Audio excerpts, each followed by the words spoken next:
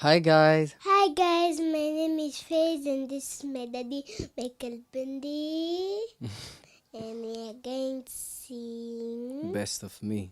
and you are going to love it. Okay. Good job. Wow. Hello, guys. It's Mungai Eve. Welcome to the Mungai Eve Show. And of course, you're the number one online TV show. And guys, leo nimetembea. I've met this amazing talent right here. Niko na Michael Bundi and the son. Jina yako si ni ngumu. Fayez. Fayez. Lazima niseme hivyo. Fayez. Wewe umekuwa Eve. Anyway, ukoaje Michael? Niko poa sana. Karibu sana. We are happy to have you here. Asanti na nashukuru sana pia for you accepting to have me today. Anyway, before hata tuingia kwa story yako, how is it like working with the kid? It's amazing. It's heartwarming. At the same time, it's challenging, But most of all, we both enjoy it. This is one of the things that connects us as father and son. And I think I love it. Yeah. Okay. When did you identify that he can actually sing? When he was around 2, I noticed that he was drumming to reggae rhythms and he could drum perfectly. Alafu sasa, reggae ukuwa na drum rolls before msianze kuimba hizo ma dreng deng deng tsh. So what usually happens is unapatanga even people who are experienced sengine wana miss your roll iki drop. So unapata yeye roll ilikuwa inachapa and then anaingia anaanza kuimba on time. So that made me realize anaimba on time, alikuwa on pitch, on key. So yeah, alafu alikuwa na sing along to songs hata kama ajui kuongea vizuri. So I noticed ako na gift fulani. Okay, so from then you decided to be recording with him. Yes, we started doing videos together. Mostly alikuwa nataka kuwa kwa studio and I'm working. So mostly nikimake beats alikuwa nakuja ananiambia ni mbebe. So anasimama hapa nyuma ya kiti. So nikimake beats nikising along alikuwa tu anasing along na mimi. So tulikuwa na record tunazipost. But hiyo time hakuna msi alikuwa na notice kitu kama hiyo. Yeah. But recently you feel like people ni wapi ulifeel watu walianza sasa kuwa notice, hey, you're doing this with him? Kuna video tulifanya ya dreadlocks, ngoma fulani hapo ya Chronics, and then nikacheki kwa FB nikaona like within like 3 hours or 4 hours ilikuwa around 50k views. So sijaipost kitu iende fast hivyo. Sasa venye nilianza kutembea kwa street nikaanza kupata wasee wananiambia wanamnotice. Alafu wanatuambia nani yako kwa status, nimekuona kwa status yangu, like ilikuwa all over, alafu everyone mtaa akajua. Sasa nikajua imeenda maybe tuka hiyo. Wow. And recently so many people wamekuwa kipost cause most of the time nikiingia hapa kwa explore page napatananga na video zenu. You guys are doing an amazing job. Thank you. You want to say something? What do you want to say? Which is your favorite song? Too many blessings from my daddy. Daddy's album. That is album. Yes. Wow. You did it with him? You did it alone? Yeah. I did a solo album. And when I was trying to market it, sometimes it became a bit hard because I spent all my finances on the album, and then so at one point I started feeling like it's not working. So this guy used to come and tell me, don't worry about your album not working because God sees your efforts. Like he would say that. And then when we would pray, he would start praying for my album, saying God bless daddy's album. So, and he would listen to it over and over. And his favorite songs are my songs. Yeah. Wow. So Michael, you've been doing this for a while now, and we've seen you once you are nominated into Grammy Awards. There are so many people who appreciate what you do even outside the country. I would like to know, how has your journey been? I would say my journey has been uneventful. It has been quite challenging, I would say, because I'm the kind of guy that has really pushed hard in the industry without actually getting good results as I hoped. I've been in the industry almost 7 years. I released my first song in 2015. But sasa even when I was pushing, I've pushed with Kina Conscience, I've pushed with Etana, I've pushed with every artist out there. But most of the times nilikuwa napata it's not bringing the fruits I wanted it to bring. I almost gave up, And it got to a point I looked at my YouTube, I had like 130 songs. And at some point I got desperate. I was releasing a song a day. I would release in a week like 3 songs, just to see if there was any luck. But I would say there have been some highs, like the nominations, working with Itana. But this is the biggest high for me right now. Yeah. People are starting to realize what exactly you're doing. Okay. Yes. Okay. Do you feel like people are not appreciating what you are doing, or the genre of music that you're doing was the problem? I feel like I was doing a genre that is, because I mostly do conscious music. I felt like I was not going with the wave that is carrying the industry. Mostly utapata Afrobeat has been selling, Gengeton has been selling, but I was not in that. So nilikuwa maybe na miss out, or maybe it was just, I don't know, but I do feel like my music was not appreciated. But now I'm seeing that after this, people are going to look even into the old songs and listen. Yeah. Okay. You said that you worked with Etana. How was it? How do you came up to work with her? I did a song for her called A Song for Itana, which was basically a song requesting her to do a song with me. So when she came to Kenya, KOT walifanyia song ika trend. I got a call and she said tupatane Ole Sereni. So I went there. I remember I had to walk from town to Ole Sereni to meet her. And when I got there, she was so nice to me. Like, I expected her to be like afraid, because metoka mtaa, you look like you look like maybe hata unaweza iba your place. Mpaka ukiingia security iko like, we ni nani, like kaa hapo nje kwanza, but she really, I told her my story, because we had gone through hell during that week before she came. Like, we had slept hungry. We had, like, it was terrible. Nakumbuka there was a time we could lack food, like I could not get out of the seat because of njaa. Na hiyo time uko na views, but sasa because ni cover songs hakuna do, inaenda kwa the original artist, unaona. So I was so frustrated, and I was actually feeling like I'm not even enough, even right now when she's there with me, Etana.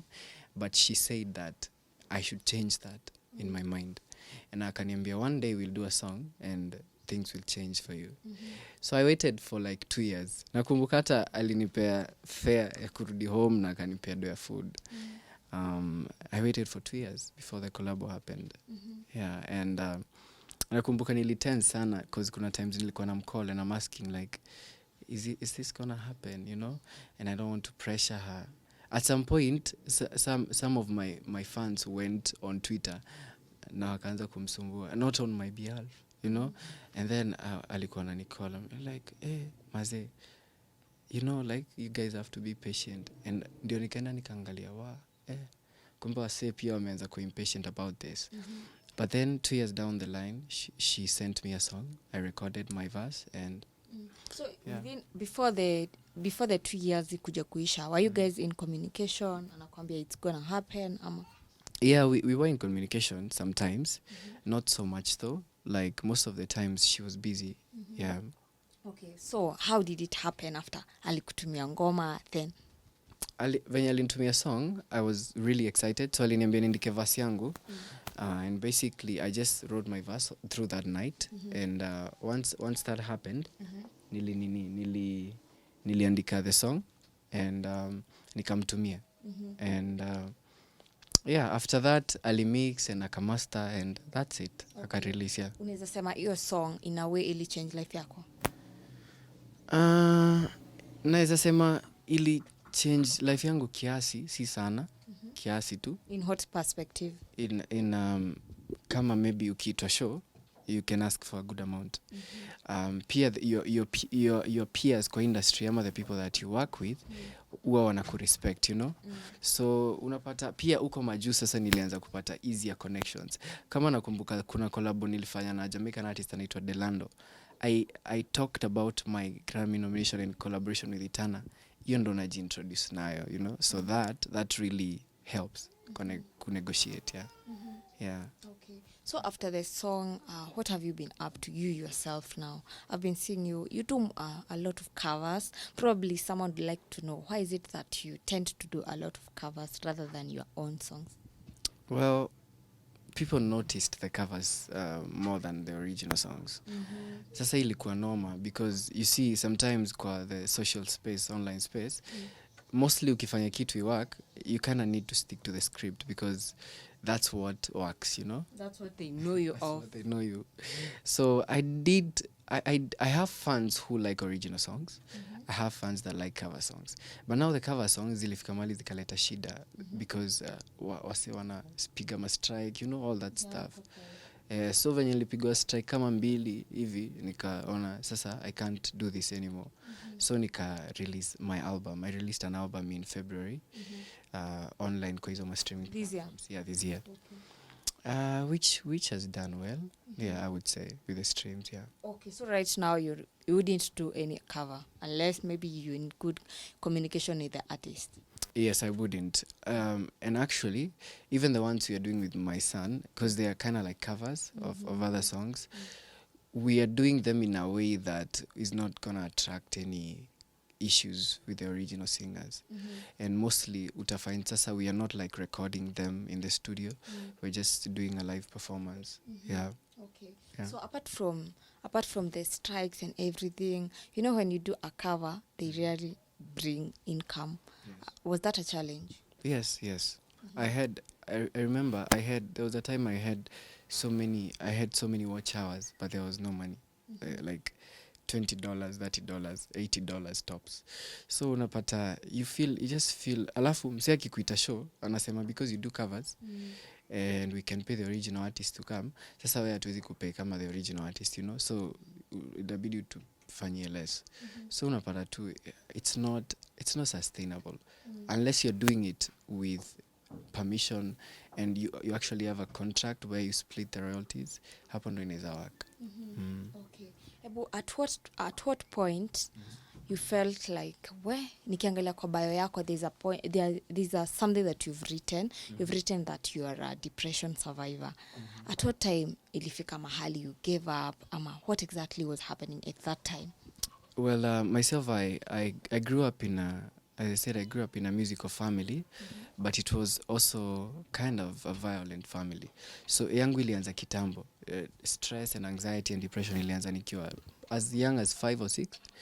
But sasa the problem iliingia when I got into high school and bullying and all that happened. So unapata at that point nilianza ku get sick sana. And then sasa when I would go to the doctors, they would give me medicine that is supposed to help me with my depression. But then the bullying was so extreme that You were being bullied in high school. What was the problem? I was bedwetting back then hiyo kwa shule. But sasa ilikuwa juu ya your bringing. I had a lot of fear, you know. Anxiety. Yeah, and anxiety. So venye nilipewa hizo dawa nikapata hiyo bedwetting imeisha, lakini bado niko na anxiety because you see when you're given medicine ya depression, it does not end the depression. It just kind of tries to balance the hormones and all that. So nilipata bado ile bullying inaendelea. And at one point now I just took all the medicine that I've been given. Okay. Ukiwa which form ndo uliacha sasa bedwetting? Form 1. Okay. Ilikuwa form 1 and that was the time bado nilikuwa hospitalized sasa juu ya hiyo overdose. And that was the first time. It kept happening like more than 5 times through high school due to depression. Yeah, and haikuwa easy. Yeah. How did you come out of the situation? Well, after I had the hope of because I really wanted a son. After I had the hope of having a son, I thought that I needed to get some help because if I don't get help, I was afraid that I would project the same to him. So I went into therapy. And I would say therapy is what really helped me heal. Yeah, because ilinifunza how to see things in a different perspective. Yeah. Okay, was this after high school ama? Yeah, after high school. After high school, that was after nilikuja Nairobi sasa na nikafungua studio. That's when now I went into therapy. Okay. Yeah. Back in school, unajua ukiwa shule bado uko kwa mikono ya wazazi. What were they saying? Did they know that you're going through depression ama? Yeah, they knew, but unajua kwetu, like if you're going through depression, that is a joke. Like, you know, like that is not like you uko na mchezo, you know, like why being depressed, you know, like that was the answer ukisema. So until sasa siku nilikuwa hospitalized nikakuwa I think in a coma, maybe for like a day or two. That's when I saw the whole family come, and they were like, now we need to listen to what he's saying. And the doctor said, because they were still, I think they were still not sure if they should take me back to the same school. And the doctor said you should listen to him. Yeah. So you were transferred to another school? Ama? Yes, I was transferred to a school in Nairobi. That's how I got into the music fully. Yeah. Wow. So right now, you've been doing so well. What are your plans, you know? Well, aside from managing my son and taking care of him from everything that's happening, I plan to start an organization called Bundi for Africa to help depression, people dealing with depression, stress and anxiety. Because every time wase uenda kwa page yangu waona hiyo kitu ya depression, mse unicall ananiambia I'm going through depression. I want to kill myself, you know, like, can you talk to me? And sometimes it's overwhelming for me. So I feel like I need to get professionals who can handle that and build an institution, look for funding and have it run so that people don't have to suffer sana. Yeah. Okay. And why did you feel like the urge to come out and put it out there that, you know what, me, I went through depression? You know, some people would go through a situation and decide not to put it out there to the world. Yeah.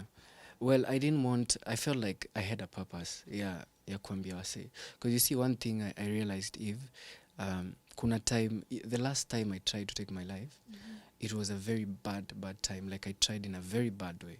Still in high school? Yes, in high school. That time I was in Form 4. And at that time, I remember I was so obsessed with taking my life. Like, I had to research other ways that people have taken their life. And they succeeded, not they failed. So I went and researched. A neighbor had killed himself. I went and bought what he took. And I bought it in double amounts. Not what he took. So that I could take double. And this time I'm sure I'm gone because I don't want this world, you know. But sasa, when I went into my room and locked myself and put all that stuff and took whatever I took, it was 8 in the morning. And I think I fell off or I fell asleep or something. I don't know what happened. But around 5 in the evening, sasa, when I woke up, I had like, I don't know if it's a dream or something. I had like a dream that happened.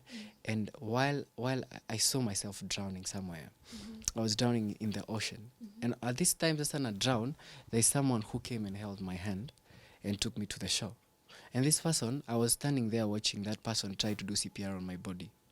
And when he was trying to pump out the water, according to the dream, when he was trying to pump out the water, the moment alifinya stomach, ile maji katoka in that body, that's when I woke up in my room and I vomited all that poison. And I had that person tell me that if you try to do this again, you'll die, you know? And I had it so clearly, like it was so evident, because I don't know how that happened. I was supposed to die on that day. So from that day, I was like, I'm not gonna do this again. I'm not gonna try to take my life. I need to get help, and I need to have a purpose ya kuhelp watu, because I don't think even God loves suicide or people taking their lives. Yeah. Okay. So after you transferred from the first school that you were, bado hii childhood trauma iliendelea kukuhaunt? Yes, iliendelea kunihaunt. Because you see, one thing that happens is when a child is in school, na hiyo ndo kitu most parents hawaelewi nowadays when kids are taking their lives. Sana sana boarding school. If family hakuko sawa home, kuna violence, anytime mtu yako in school anakuanga akifikiria maybe someone is gonna die, maybe something is gonna go wrong. So every time they're depressed. That's why sometimes kids wanasema mi sirudi shule, mi nataka kukaa home, you know. So me, I was always like that, trying to run back home and see if everything is okay. And that is what also gave me the urge to be a protecting father in the future, like to never let anything hurt my son or daughter mentally. Yeah. Okay. At any point, did your parents ever know that what you're going through, it was because of the violence in the home and everything? Yeah, they did last year. After I went through therapy and I was confident enough to go and confront them about it, I went and I told them that this and this and this hurt me, and you did this and that, and they really felt bad about it, and yeah, they just said sorry, you know. Okay. Yeah. And how is the situation home right now? Right now it's good. I would say it's good because you see, we now have, it's not just us. Now there's the grandchildren who are there, like my son, and, you know. So right now it's all about having good times with them. It's not about violence anymore. Yeah. Yeah. Okay. I would like to know, after you introduced your kid to start working with working with him, have you felt any change in your life? Like mentally or how? Yeah, maybe mentally. Well, there was a time I got really scared. I had a lot of anxiety, especially after all the videos were blowing up, because we didn't expect it. We just were posting the way we post. We sing together in post. You're having fun. We were having fun, and then all of a sudden, everyone, like, the videos are blowing up. People are calling you, trying to get you like some deals, all that stuff. You don't know who you can trust. You don't know who wants to take advantage of your kid. You don't know if your kid is safe when you walk in the streets. Like, it got me so anxious. I remember I was shaking on that day. Video trend, I was shaking. Like, I was like, how is this happening? Like, why is this happening? Is there a way to stop it? But then I kind of knew in my heart that it may be just the right timing, because we've always done this and nothing happened. So I just prayed about it and I felt okay. Yeah. Okay. So there's a time umetaja ukasema sometimes it's challenging working with a kid. I'd like to know, what are some of the challenges that you face when working with him? Well, sometimes maybe ako bored. Kids work with one working in a moods. Sometimes you really have to find what he really loves and maybe buy him something he likes and ask him maybe to play a game before you record. Like, sometimes it's not easy, because sometimes you have to do many takes. Kwanza hiyo take ya hi guys mali, sometimes utapata kuna time alisema hi guys, today my name is Fayez, so we have to repeat. Like, nilikuwa namwambia like, you shouldn't say today, you should say your name, and now we repeat it. Maybe sometimes mi ndo nacheza off, like we repeat it again. Like, it's sometimes it's not so fluid, but it works, especially we can have some very good days and record up to 5 videos for the whole week. Yeah. Okay, the online space also has their disadvantages. What are you up to? Like, umeplan kufanya nini so that when your kid grows up atagrow akijua yenyewe this online space sometimes inaweza kuwa tough, sometimes inaweza kuwa fiti. What are you planning? Well, I've taught my son a lot. Like, we speak like grown up sometimes. I tell him a lot. Na nimemfunza about a lot. I speak about righteousness in my home sana. So I tell him about doing the right thing and I show him what happens. Some people don't do the right thing. Some people say hurtful things. I've prepared him for that. But sasa for now, I haven't given him social media accounts. And that's because I felt like there's so much already to manage right now. I don't know if I would be able to regulate everything that would happen there. Only thing I created for him is a YouTube account for the videos we do, because I want to empower him even financially in the future. But sasa for other things, I will, and even the interviews that we are doing, we're really trying to like look at who is working with us, because sometimes you may do an interview and inaenda hapo mtu amekuwa mkubwa, anaenda kusoma comments and all that, and some people are just hurtful. They just try to say painful things. I don't want that. For Mimi, and I was telling someone yesterday, what matters is my son's peace of mind and my love to him, what we share. Like, if anything would stand in the way of that, I would give up everything just to have that. Kama ni music, I have to stop doing just to make sure he's happy, because we are happy even when we're not doing music, but music take it to another level. So I just want to protect him as much as I can. Yeah. Okay, do you have a plan of doing a song with him? We actually have done a song. We recorded an audio and we shot a video last week. And we're going to be releasing it this coming week. So it's a really good song. He recorded it when he was 2.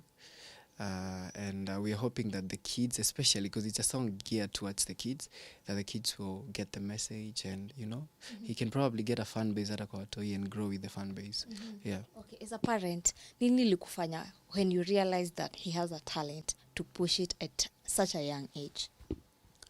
Well, I always wished my dad would have done the same, though my dad supported me, even now he supports me, but I wish that it would have been supported from day one.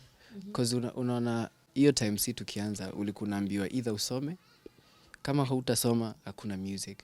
Sasa me, I was getting frustrated, and that was one of my causes of depression too, because I really wanted to sing. Now my son can't, aezi kuja kwa studio niambie let's sing na mimi nimwambie just go, you know. Hata kama atasoma atasoma na aimbe, you know.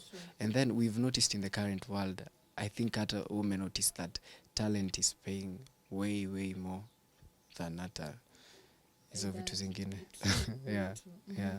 So I want to secure a future for him, maze, because you never know, you know. Sometimes you could be thinking everything is gonna be okay, but maybe something's gonna go wrong. So you want to know that your kid is safe.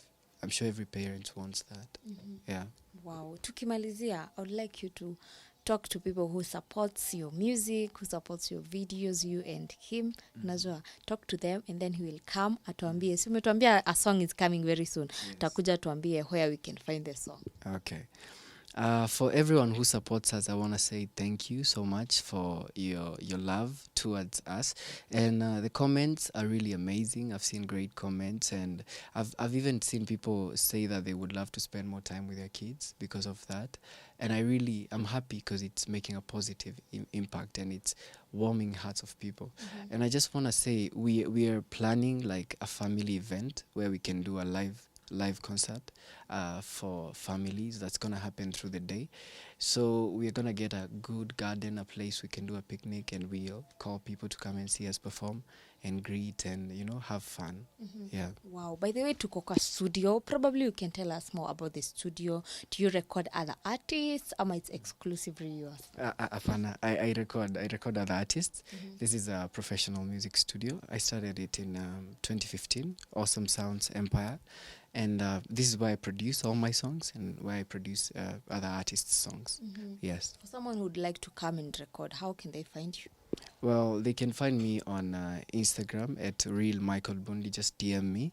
On Facebook, Michael Bundi, and on YouTube, Michael Bundi. Yeah, or you can just send an email to me by just going to my Facebook page and looking at the email. Yeah. Wow. Call him. Fayez, come kidogo. I want us to finish the interview now. Oh, sorry. Wait, your trouser. It's okay. You good? Nice. You want to sing again? You're not going to sing again.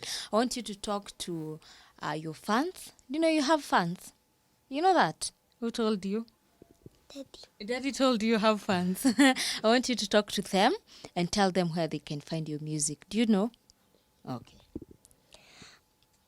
You have to go on Facebook, on social media. You can go on YouTube, and you will see some Fayez Bundi official. That's your channel, right? Yes, you click it and subscribe to my channel. Yes, because